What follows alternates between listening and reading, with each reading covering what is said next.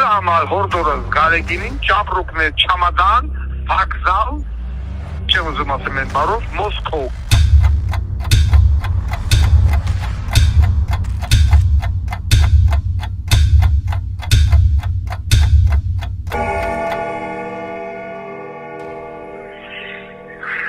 Ձեզ հարգելի ժողովուրդ, չնայած նրան, որ ծայր աստիճան զբաղված եմ, այտենց ասեմ, եւ ծայր աստիճան խառը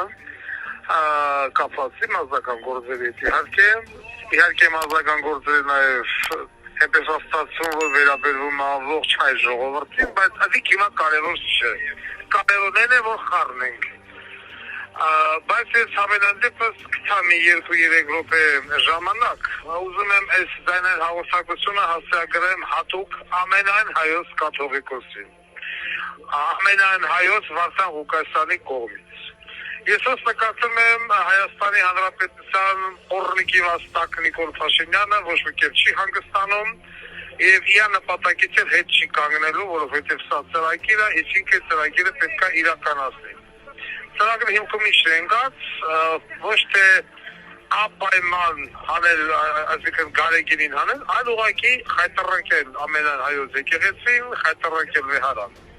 Ես ուզում եմ, որ ընկեր գարեգինը վերջապես այդ խոտը դալմանը դեմից վերցնի դրի մի կողմ, գնա այրոպորտ, նստի սայմալոտ եւ այդ սայմալոտով թռնի իր ուզած երկիրը եւ մնա այնտեղ այնքան ժամանակ, մինչեւ ընտրությունները ավարտվեն։ Որովհետև եթե կաթողիկոսը վեհարանում չի եւ այս բոզի տղու համար հասանելի չի, ինքը չի կարող խայտառակել վեհարանը, մաքսիմում կարող մտնի, գրավի, մեջ չգիտեմ, բարի, ագարկակ ընկահեց սեքսանի, ինչ-որ մի բան անի եւ այն Թուրքիայի բոզի տղուն Էրդողանի ձվերը գլգլանողին բերի դնի կաթողիկոս, ehապես կերտանի կաթողիկոս չի լինում։ Այսինքն այդ կաթողիկոսին կիշկանել զորով, շարով, բերի կողքի տնի կաթողիկոս, ընտրությունից անմիջապես հետո եկող իշխանությունը, այսինքն ես, այդ կաթողիկոսին եմ բերան քսիվայի շպրտելու տուր, ուղիղ, ոչ թե Թուրքիա, ուղիղ Նալբանդյան քերակատարողական, այսինքն Նալբանդյան փողոցի վրա գտնվող Երևան քերակատարողական հիմնարկ պետական դավաճանության հոդվածով։ Որովհետև դա ոչ կանի ռոբիկը, ոչ սերժիկը, ոչ մյուսները։ Իսկ կաթողիկոսը կմնա որպես կաթողիկոս իր դժբախտություն ինձ մեկ այլ քաղաքում ընտրություններից հետո կարա նույնիսկ դեսմեշոկը հավաքի, գա իր վեհարանում վերընկնի, մնա այնքան ինչքան որ երկնային գրասեններ կամենա, որ ինքը եկեղեցի վրա ապրի։ Ես ասեմ, ես այս կաթողիկոսին չեմ սիրել, չեմ սիրում եւ չեմ սիրելու։ Բայց քանի որ կա շատ լավ ասած իմ թշնամուն իմ բարեկամն է, ես չեմ ուզում որ ընկեր բոզի տղեն իր նպատակին հասնի։ Եվ հուսամ ընկեր գարեգին բն հետևություն կանի, կհավաքի ճամպրուկները, կգնա մի հատ քաղաք, թեկուս Մոսկով, կմնա այնտեղ 6 ամիս մինչև ընտրությունները ավարտվեն, դրանից հետո որ ասում է իր նամուսի այրես թողքի գա գնա իր վեհարանում նստի։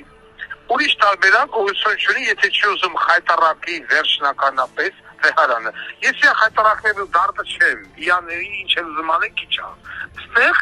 վեհարանի, ստեղ եկեղեցու պատմությունն ու արժանապատվությունը, որ ուզենք թե չուզենք, մտնելու է պատմության դասագրքերի մեջ վաղամիսօր, որ եղել ասեց բոզի տղա Նիկոլ Փաշինյան, բոզի տղա կրթության, գիտության, մշակույթի նախարար ագարտա անլվա անձնավորություն, որոնք որ արեցին, այն ինչ որ արեցին։ Դրա համար հորդորս գարեգինին ճապրուկներ չամադան, վակզալ, չեմ ուզում ասեմ են բարով, Մոսկով գնա նստի այնտեղ, տղա ջան, գոնե դա արա, գոնե մի քիչ ուղեղ ունեցի, անուղեղ դա արա գնա մնանդի տնակես ինչ անել, կետրոնի կաթողիկոսի օրոք, ոնց է բերելու նորից կաթողիկոս տնի, բնականաբար անհնար է։ Ում էլ որ բերի դնի, ես խոստանում եմ, վզից բռնած շպրտելու եմ Երևան քերակատարողական հիմնարկ, ունդե կփտի այդ կաթողիկոսը, ուզում է Էրդողանի boyfriend լվի, ուզում է Էրդողանի girlfriend լվի։ Թուրքական ոչ մի բան իմ երկրում չի լինելու, սեր լսում եմ, ոչ մի բան, դաժե տրոսիկում այկա, իմիկվանից ասում եմ։ Հուսան, սա կհասնի ձեր։ Իսկ հիմա քիչ զբաղված եմ ժողովուրդ ջան, անզիկ կներեք։ Ես գնամ իմ գործերով։ Որպես դոկ կուսակցության պատվավոր նախագահ, իմ աջակցությունն եմ հայտնում սիսական ջոկատի հրամանատարին։ Հայրենասեր, Թուրքի առաջ չծնկող հայրերի նկատմամբ առանձնահատուկ ատելություն տածող իշխանությունների թիրախում կրկին հայտնվել է Աշոտ Մինասյանը, սիսական ջոկատի հրամանատար, Աշոտ Երկաթը։ Ինչպես տեղեկացրել էր նրա փաստաբանը, դեռևս 2021 թվականին վերաբերող Շինցու գործով առաջին ատյանի դատարանը Մինասյանին դատապարտել էր 2 տարվա ազատազրկման պայմանականորեն։ Սակայն հետագայում դատախազության բողոքի հիման վրա վերաքննիչ դատարանը բեկանեց պայմանական պատժի մասը և պատիժը ենթակա դարձավ իրական կիրառման։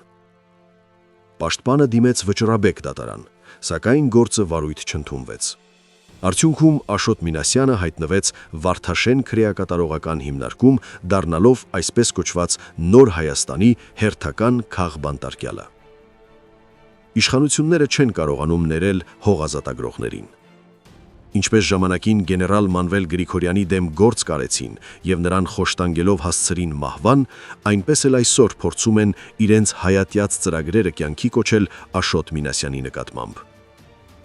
Նա կռվել է, նա չի կզել, նա հայ ժողովրդի արյան գնով ազատագրված Արցախը Ադրբեջան չի հռչակել և հենց այդ պատճառով էլ ենթակա է հալածանքի, որպեսզի Ալիևը հանկարծ չկասկածի, թե արևմտյան Ադրբեջանի վերածվող Հայաստանի ղեկավարության մտադրությունները անկեղծ չեն։ Հայի արյան վաճառականների կողմից վարվող այս քաղաքականության հիմնական նպատակներից մեկն իշխանությունը ցանկացած գնով պահպանելն է, Հայաստանը թուրքերի համար ընկալելի և անցանելի դարձնելով։ ՔՊ-ում հույս ունեն դառնալ Հայաստանի հավերժական տերը, ջնջելով հայ ժողովրդի ինքնությունը, որի կարևոր բաղադրիչներից են Աշոտ Երկաթի նման անհատականությունները։ Որպես դոկ կուսակցության պատվավոր նախագահ, իմ աջակցությունն եմ հայտնում մեծանուն հրամանատարին, նաև իմ կողմնակիցների և աջակիցների անունից։ Թեև ես ինքս այսօր իշխանությունների մեղքով գտնվում եմ անազատության մեջ, այնուամենայնիվ, նույնիսկ այս պայմաններում կանգնած եմ նրա արժեքները կրողների և հենց այդ արժեքների համար հալածվողների կողքին։ Հայաստանյան հասարակությանը կեղեքելուն միտված այն քաղաքականությունը, որ սկզբնական շրջանում լատենտ կերպով, իսկ հետո արդեն բավական բացահայտորեն կյանքի է կոչվում իշխող ՔՊ-ի կողմից տարիների վեր, իր դրսևորումն է գտել Երևանի քաղաքապետարանի գործունեության մեջ, որի թիրախում հատկապես հայտնվել են վարորդները։ Չնայած 2024 թվականի դեկտեմբերի 19-ին վարչական դատարանն անվավեր էր ճանաչել տխրահռչակ կարմիր գծերի համար սահմանված տեղական վճարին վերաբերող ավագանու որոշման դրույթները, սակայն կարմիր գծերի ապօրինաբար թանկացած վճարները, կարմիր գծերի A գոտում կայանման 1 տարվա գինը նախկին 12,000 դրամի փոխարեն կազմում է 160,000 դրամ, իսկ B գոտում 24,000 դրամ, շեշտակի թանկացել են նաև 1 ժամվա, շաբաթվա, ամսվա կայանման վճարները մյուս տարվա համար ևս մնալու են անփոփոխ։ Հանրային ձայնը ներկայացնող Վահան Ավագյանի ու Վահե Եսայանի պատճառով Տիգրան Ավինյանի կողմից իրականացվող թալանը հաջորդ տարի ևս շարունակվելու է նույն տեմպերով։ Պետք է նշել, որ օրերս կայացած ավագանու նիստի ժամանակ դրականորեն աչքի էր ընկել ավագանու Մայր Հայաստան խմբակցության անդամ Սամվել Հակոբյանը, ով պատռեց Վահան Ավագյանի ու Վահե Եսայանի դիմակները հենց ուղիղ եթերում։ Տվյալ դեպքում անձամբ ես, դոկ կուսակցության պատվավոր նախագահ Վարդան Ղուկասյանս, պետք է դրական գնահատեմ Քոչարյանի հովանու տակ գտնվող Մայր Հայաստանի ներկայացուցչի այս կեցվածքը, օբյեկտիվորեն հավատարիմ մնալով լավին լավ, վատին վատ սկզբունքին, որը ես դավանում եմ։ Այս առումով ուզում եմ շնորհակալություն հայտնել Սամվել Հակոբյանին սկզբունքային դիրքորոշման համար, անկախ Մայր Հայաստանի ու դրա հովանավոր Քոչարյանի հանդեպ իմ վերաբերմունքից։ Հարկ է արձանագրել, որ թե Ավագյանն ու Եսայանը, թե նույն Արտակ Գալստյանը, Վանոյի Արտակը երբեք քաղաքապետարանի շենքում աշխատելու շանս չէին ունենա, եթե չլիներ իմ գործոնը։ Կոպիտ ասած, ես եմ նրանց մարդ սարքողը, չնայած այսօր անցել են իմ քաղաքական ախոյանների կողմը։ Մի իրավիճակում, երբ սրվում է սոցիալ-տնտեսական վիճակը երկրում, երբ պետական մասշտաբի թալանը նոր դրսևորումներ է ձեռք բերում, բոլորիս պարտքն է պայքարելը հանուն ավելի արդար հասարակության ու օրենքի գերակայության, իսկ ինձ համար այդ պայքարում ցանկացած դաշնակից ընդունելի է, անկախ ամեն ինչից։